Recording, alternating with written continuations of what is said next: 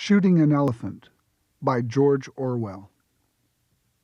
In Moulmein, in Lower Burma, I was hated by large numbers of people.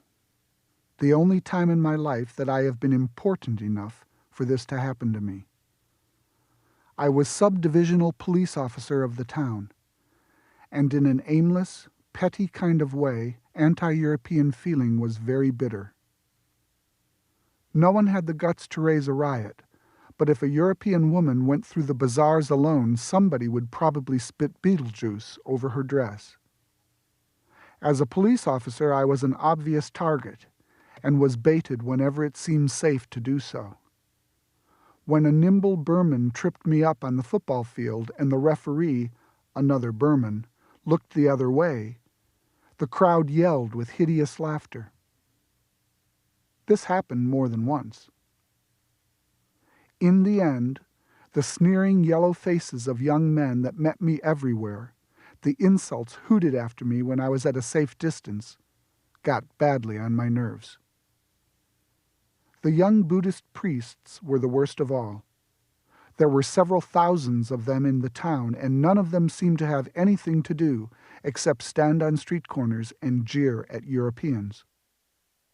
All this was perplexing and upsetting, for at that time I had already made up my mind that imperialism was an evil thing, and the sooner I chucked up my job and got out of it, the better. Theoretically, and secretly, of course, I was all for the Burmese and all against their oppressors, the British. As for the job I was doing, I hated it more bitterly than I can perhaps make clear. In a job like that, you see the dirty work of empire at close quarters.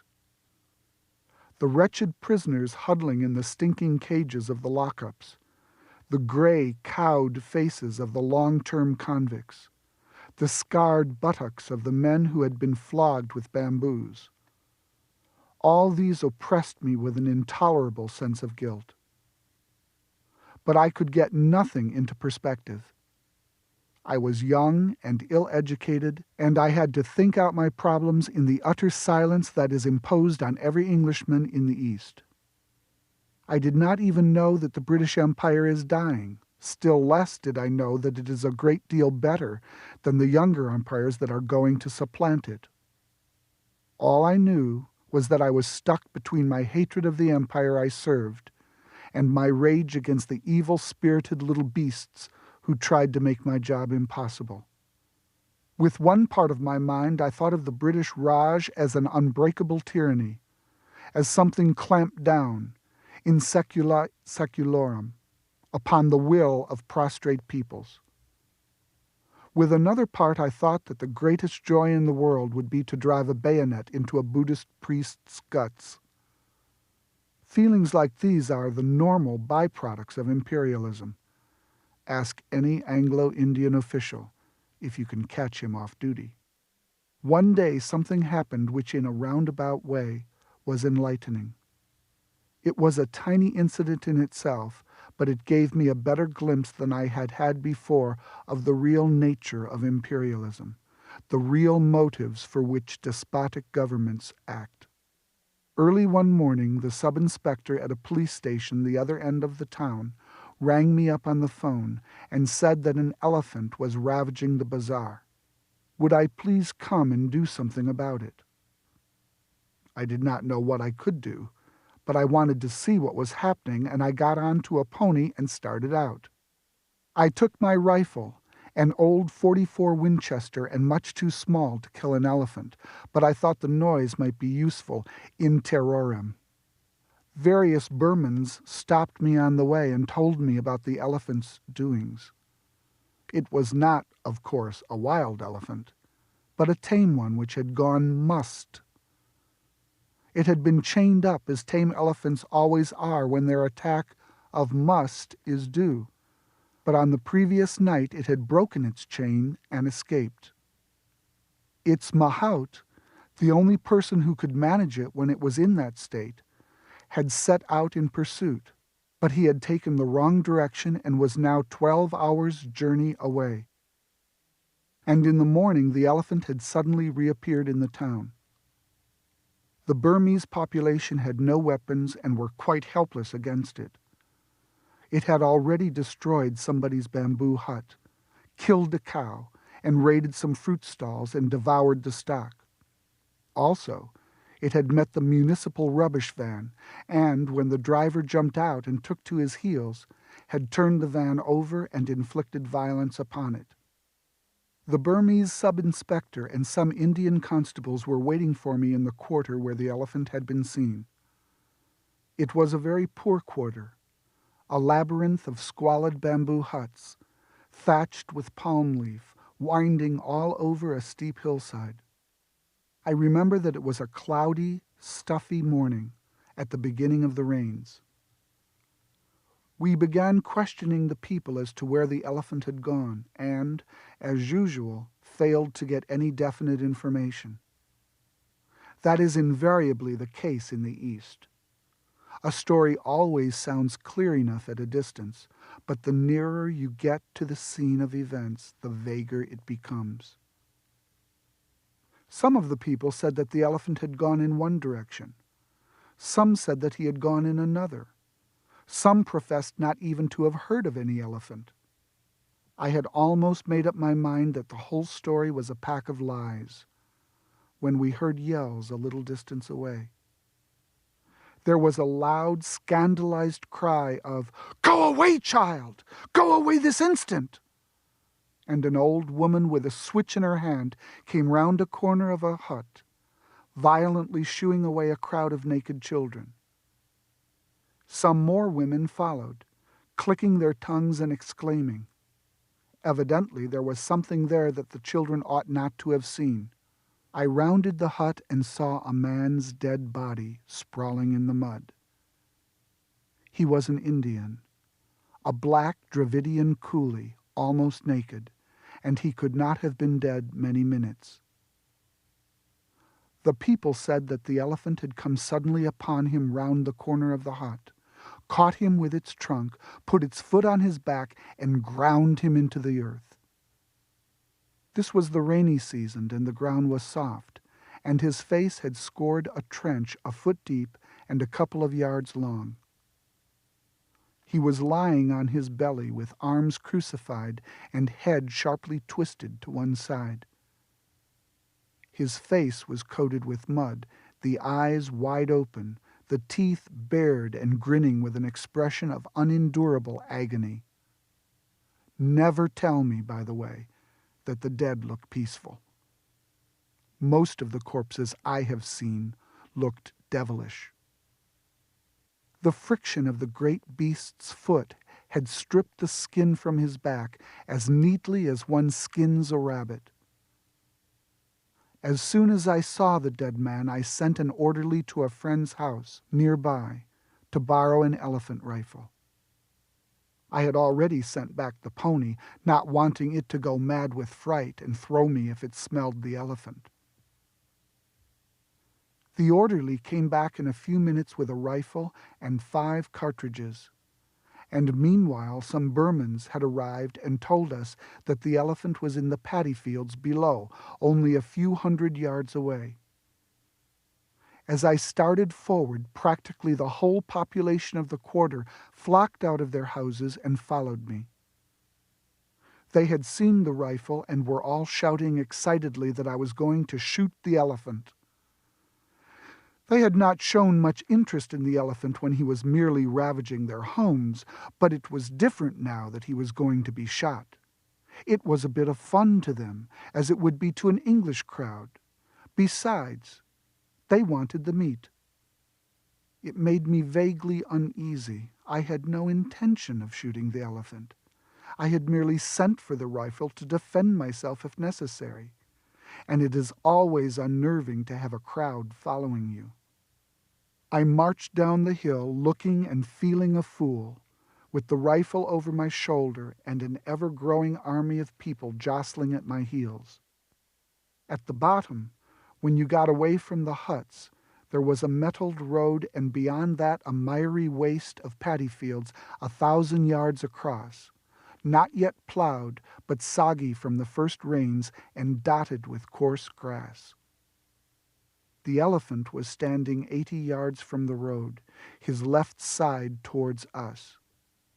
He took not the slightest notice of the crowd's approach. He was tearing up bunches of grass, beating them against his knees to clean them and stuffing them into his mouth. I had halted on the road. As soon as I saw the elephant, I knew with perfect certainty that I ought not to shoot him. It is a serious matter to shoot a working elephant. It is comparable to destroying a huge and costly piece of machinery. And obviously one ought not to do it if it can possibly be avoided. And at that distance, peacefully eating, the elephant looked no more dangerous than a cow. I thought then, and I think now, that his attack of must was already passing off, in which case he would merely wander harmlessly about until the mahout came back and caught him. Moreover, I did not in the least want to shoot him. I decided that I would watch him for a little while to make sure that he did not turn savage again, and then go home. But at that moment I glanced round at the crowd that had followed me. It was an immense crowd, 2,000 at the least, and growing every minute. It blocked the road for a long distance on either side. I looked at the sea of yellow faces above the garish clothes, faces all happy and excited over this bit of fun, all certain that the elephant was going to be shot. They were watching me as they would watch a conjurer about to perform a trick. They did not like me, but with the magical rifle in my hands, I was momentarily worth watching. And suddenly I realized that I should have to shoot the elephant after all. The people expected it of me, and I had got to do it. I could feel their 2,000 wills pressing me forward irresistibly. And it was at this moment, as I stood there with the rifle in my hands, that I first grasped the hollowness, the futility of the white man's dominion in the East. Here was I, the white man with his gun, standing in front of the unarmed native crowd, seemingly the leading actor of the piece. But in reality, I was only an absurd puppet, pushed to and fro by the will of those yellow faces behind. I perceived in this moment that when the white man turns tyrant, it is his own freedom that he destroys. He becomes a sort of hollow, posing dummy, the conventionalized figure of a sahib. For it is the condition of his rule that he shall spend his life in trying to impress the natives, and so in every crisis he has got to do what the natives expect of him. He wears a mask, and his face grows to fit it. I had got to shoot the elephant. I had committed myself to doing it when I sent for the rifle.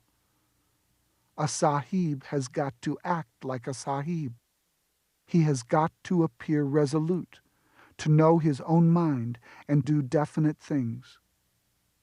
To come all that way, rifle in hand, with 2,000 people marching at my heels, and then to trail feebly away, having done nothing? No, that was impossible. The crowd would laugh at me, and my whole life, every white man's life in the East, was one long struggle not to be laughed at. But I did not want to shoot the elephant. I watched him beating his bunch of grass against his knees with that preoccupied grandmotherly air that elephants have. It seemed to me that it would be murder to shoot him. At that age, I was not squeamish about killing animals, but I had never shot an elephant and never wanted to. Somehow it always seems worse to kill a large animal. Besides, there was the beast's owner to be considered. Alive, the elephant was worth at least 100 pounds. Dead, he would only be worth the value of his tusks. 5 pounds, possibly. But I had to act quickly. I turned to some experienced-looking Burmans who had been there when we arrived, and asked them how the elephant had been behaving. They all said the same thing. He took no notice of you if you left him alone, but he might charge if you went too close to him. It was perfectly clear to me what I ought to do. I ought to walk up to within, say, 25 yards of the elephant and test his behavior. If he charged, I could shoot. If he took no notice of me, it would be safe to leave him until the mahout came back. But also I knew that I was going to do no such thing. I was a poor shot with a rifle, and the ground was soft mud into which one would sink at every step. If the elephant charged and I missed him, I should have about as much chance as a toad under a steamroller. But even then I was not thinking particularly of my own skin, only the watchful yellow faces behind. For at that moment, with the crowd watching me, I was not afraid in the ordinary sense, as I would have been if I had been alone. A white man mustn't be frightened of natives, and so, in general, he isn't frightened. The sole thought in my mind was that if anything went wrong, those 2,000 Burmans would see me pursued, caught, trampled on, and reduced to a grinning corpse like that Indian up the hill. And if that happened, it was quite probable that some of them would laugh. That would never do. There was only one alternative. I shoved the cartridges into the magazine and lay down on the road to get a better aim. The crowd grew very still, and a deep, low, happy sigh, as of people who see the theater curtain go up at last, breathed from innumerable throats. They were going to have their bit of fun after all. The rifle was a beautiful German thing with crosshair sights. I did not then know that in shooting an elephant, one should shoot to cut an imaginary bar running from ear hole to ear hole. I ought, therefore, as the elephant was sideways on, to have aimed straight at his ear hole. Actually, I aimed several inches in front of this, thinking the brain would be further forward. When I pulled the trigger, I did not hear the bang or feel the kick. One never does when a shot goes home. But I heard the devilish roar of glee that went up from the crowd. In that instant, in too short a time one would have thought even for the bullet to get there, a mysterious, terrible change had come over the elephant. He neither stirred nor fell, but every line of his body had altered.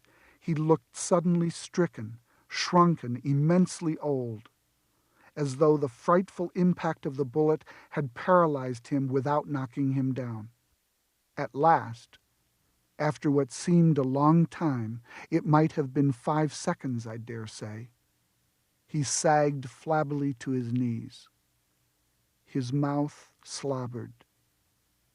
An enormous senility seemed to have settled upon him. One could have imagined him thousands of years old. I fired again into the same spot. At the second shot he did not collapse, but climbed with desperate slowness to his feet and stood weakly upright, with legs sagging and head dropping. I fired a third time. That was the shot that did for him. You could see the agony of it jolt his whole body and knock the last remnant of strength from his legs. But in falling, he seemed for a moment to rise. For as his hind legs collapsed beneath him, He seemed to tower upwards like a huge rock, toppling, his trunk reaching skyward like a tree. He trumpeted for the first and only time. And then down he came, his belly towards me, with a crash that seemed to shake the ground even where I lay. I got up. The Burmans were already racing past me across the mud. It was obvious that the elephant would never rise again, but he was not dead. He was breathing very rhythmically, with long, rattling gasps, his great mound of a side painfully rising and falling. His mouth was wide open. I could see far down into caverns of pale, pink throat. I waited a long time for him to die, but his breathing did not weaken. Finally, I fired my 2 remaining shots into the spot where I thought his heart must be. The thick blood welled out of him like red velvet, but still he did not die. His body did not even jerk when the shots hit him. The tortured breathing continued without a pause. He was dying, very slowly and in great agony, but in some world remote from me where not even a bullet could damage him further. I felt that I had got to put an end to that dreadful noise. It seemed dreadful to see the great beast lying there, powerless to move and yet powerless to die, and not even to be able to finish him. I sent back for my small rifle and poured shot after shot into his heart and down his throat. They seemed to make no impression. The tortured gasps continued as steadily as the ticking of a clock.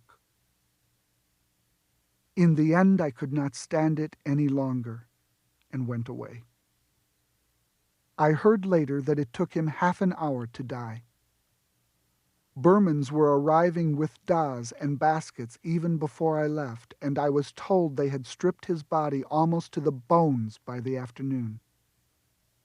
Afterwards, of course, there were endless discussions about the shooting of the elephant. The owner was furious, but he was only an Indian and could do nothing. Besides, legally I had done the right thing, for a mad elephant has to be killed like a mad dog, if its owner fails to control it. Among the Europeans, opinion was divided. The older men said I was right. The younger men said it was a shame to shoot an elephant for killing a coolie, because an elephant was worth more than any Korinji coolie. And afterwards, I was very glad that the coolie had been killed. It put me legally in the right, and it gave me a sufficient pretext for shooting the elephant. I often wondered whether any of the others grasped that I had done it solely to avoid looking a fool.